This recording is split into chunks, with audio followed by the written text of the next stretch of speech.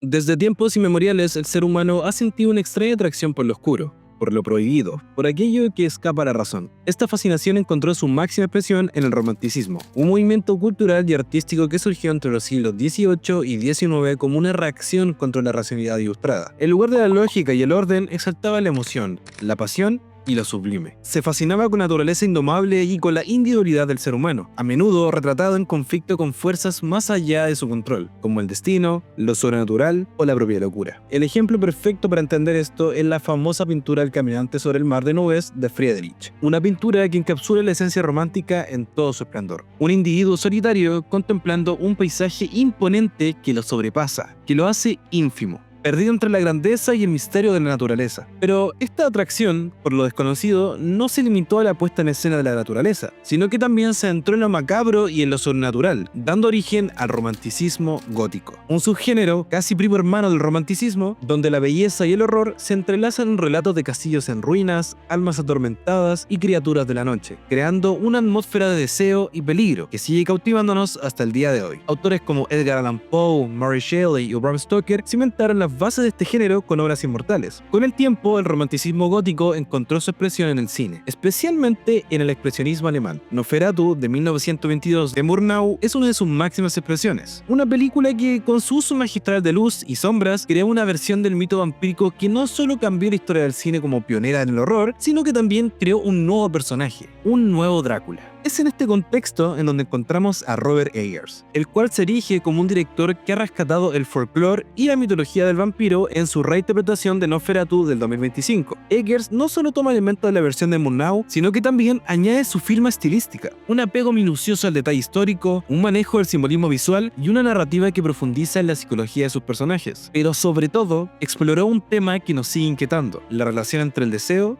el mal y la atracción por lo prohibido, que nos hace enfrentar una pregunta inquietante. El mal, ese deseo del mal, ¿viene desde fuera o está dentro de nosotros?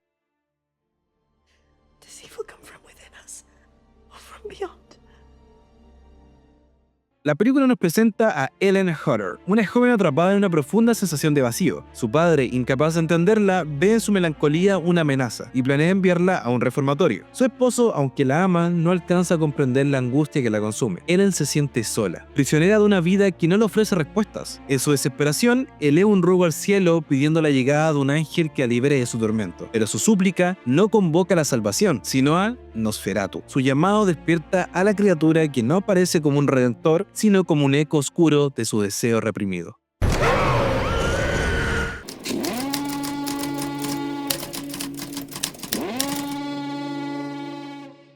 Nosferatu presenta el mal como una figura externa, encarnada en la figura del vampiro. Nosferatu no es solo un ser maligno, es una entidad demoníaca, una aberración que corrompe todo lo que toca. A diferencia de los vampiros de la tradición gótica romántica, que suelen tener una naturaleza mucho más seductora y ambigua, Nosferatu es, en esencia, un monstruo. No posee el encanto aristocrático de Drácula ni el atractivo del vampiro romántico, sino que su apariencia es grotesca y su presencia despojada de cualquier erotismo convencional. Su cuerpo encorvado, sus garras alargadas y su mirada vacía lo convierten en una criatura de pesadilla, un parásito que se arrastra en la oscuridad para devorarlo vivo. No hay ambigüedad en su figura, es el mal absoluto y en palabras de Alvin Eberhard von Franz, This creature is a force more powerful than evil.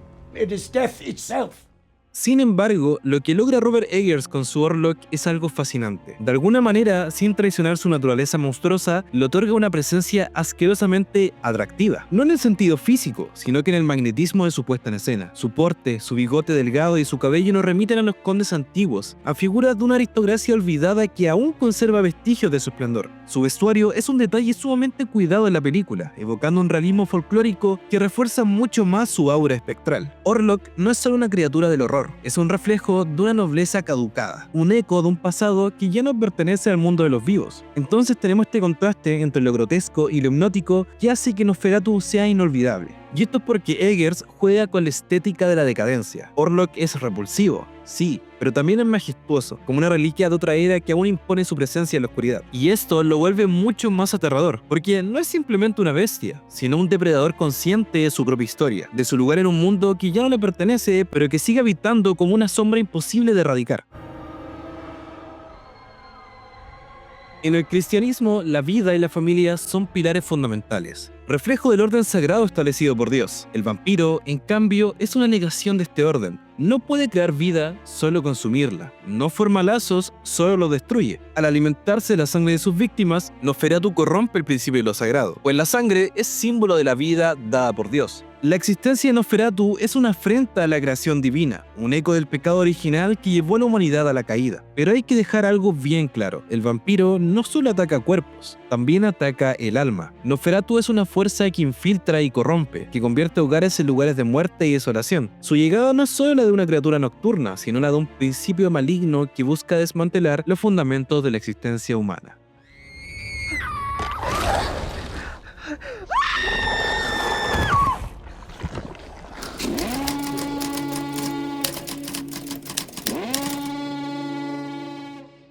La película no solo retrata el mal como una fuerza externa, como lo vimos recién, sino que también lo presenta como algo que puede germinar dentro de nosotros. Ellen no es un personaje inocente en su totalidad. Esa soledad que tiene, esa sensación de estar atrapada en una vida que no la satisface, la llevan a un deseo de trascendencia. Este anhelo es interpretado por la película como una debilidad que el mal puede explotar. Desde el inicio, por ejemplo, podemos ver que Ellen se retrata como una figura frágil y melancólica, alguien que siente un profundo vacío en su interior. Su papá busca controlarla, su esposo la ama, pero no sé, la subestima y no la comprende realmente. La sociedad la silencia, tratando su angustia como una patología que debe reprimirse. En este mundo que construye la película, su deseo de algo más, de algo que rompa la monotonía de su existencia, es algo que Ellen busca. Pero la sociedad lo ve como algo raro, lo ve como una aberración. En este contexto, Nosferatu no es solo un intruso en su vida, sino también es una respuesta, es una llamada de ese ruego, ese anhelo de trascendencia que tiene Ellen. Y en vez de ser seducida por algo luminoso, se convierte en un camino de perdición.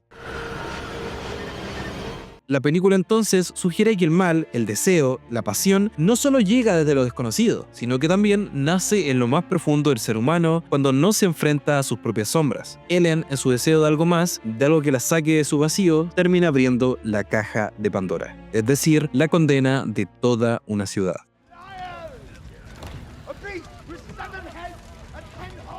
La conexión entre Ellen y Nosferatu se vuelve casi mística. Cuando él la observa, no lo hace como un depredador común, sino como si la reconociera, como si hubiera sido invocado por su propio sufrimiento. Ellen no es solo víctima del vampiro, en cierto modo ella lo llama, y en ese llamado lo acepta. Pero en su aceptación también se gesta la redención. En el clímax de la película, Ellen no huye ni lucha, sino que se entrega voluntariamente a Nosferatu. Lo atrae, lo seduce en un sentido espiritual, porque entiende que su sacrificio es la única forma de detener el mal que ha invadido su mundo. En un acto de martirio, no solo se convierte en el instrumento de destrucción del mal, sino que también en el instrumento de destrucción de sí misma. Este sacrificio tiene un profundo significado simbólico. En la tradición cristiana, la redención se alcanza a través del sacrificio. El pecado original, el mismo que Nosferatu encarna cuando corrompe el orden divino, solo se puede ser expiado a través del sufrimiento de alguien puro. Ellen, al ofrecerse, se convierte en una figura crística. Su sangre y su vida es el precio que se paga para erradicar la maldición. La muerte de Nosferatu no es solo producto de la fuerza, sino que también la entrega absoluta de Ellen, quien en su acto final limpia los pecados que permitieron la entrada del mal en un principio, esa maldad que fue germinada a través de una sociedad que jamás la entendió y que terminó salvando. Y en esta paradoja radica la tragedia. Ellen encuentra su única salida en el sacrificio. Para salvar al mundo que la ha reprimido, debe condenarse a sí misma. Se entrega a Nosferatu no solo como un acto de valentía, sino como el precio que debe pagar por haber albergado ese deseo prohibido. Por lo que el sacrificio, al final de la película, no solo remite a la redención de una ciudad, sino una confirmación de que su anhelo de trascendencia nunca tuvo lugar en el mundo en el que ella vivía.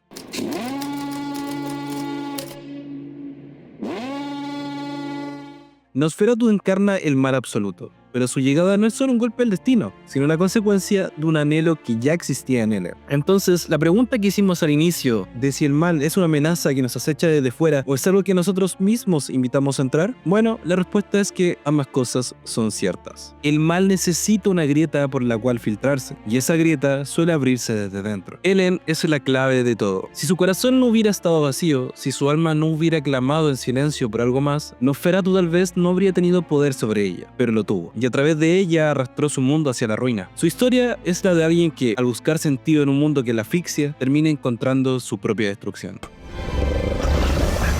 Esta dualidad de la que estoy hablando hace que Nosferatu trascienda en el género de terror. No es solo una película de horror, sino una reflexión sobre la fragilidad humana, sobre cómo el deseo insatisfecho puede abrir puertas que jamás deberían cruzarse. La película nos advierte que el mal no siempre se presenta con garras y colmillos, a veces llega disfrazado de su anhelo, de un vacío que nadie más puede ver. Y cuando abrimos esa puerta, puede que sea demasiado tarde para cerrarla.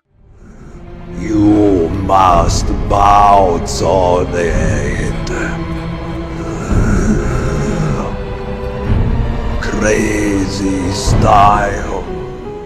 Si te gustó el video de este análisis más profundo de Nosferatu, una película que me gustó mucho y da para harto análisis, como pudieron ver, te agradecería un montón si le das like. Y bueno, si te gusta mi contenido, te invito a suscribirte para que no te pierdas ninguno de mis videos. Yo soy Cinelit y nos vemos en la próxima. Adiós.